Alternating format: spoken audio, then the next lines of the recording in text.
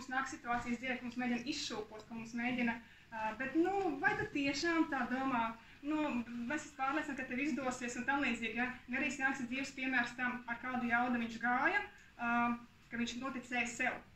Un arī tajos brīžos, kad viņš bija pilnīgi viens, viņš uzticējās tikai sev, un tas arī viņa izvilka ārā tur, kur viņš ir tāpēc tik globāli milzīga tālāk šis tāds, attīstības vilnis cilvēku dzīvēs. Un tā, ka mēs bijām arī uz laukiem, šiem gan Lavandā, gan Provancā un Horvātijā, tā enerģija, kas nāk no tiem cilvēkiem, es to nevaru vispār pat jums atrunāt vārdos.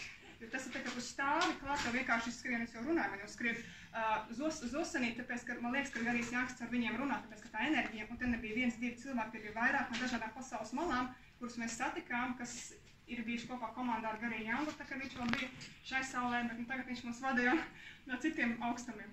And live your dream, dzīvo savu sapni, tātad, lai nonāktu līdz tam, kas tad ir mans sapnis, man jāsaprot, kas es esmu. Lai es saprastu, kas es esmu, man ir vajadzīgs spērt kaut kādu soli, un tur palīdzēt spērt soli, mums nepieciešama.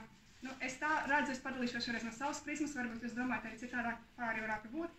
Manā dzīvē drosme ar lielajiem burtiem ir vienkārši tas mans karoks, ko es nesu katru dienu, visos virzienos, gan kā meita, kā māsa, kā dzīves partnere, kā mamma, un jau kā vienkārši sieviete, ja. Tā kā tālūk ar šiem vārdiem. Un tad kā jūs domājat?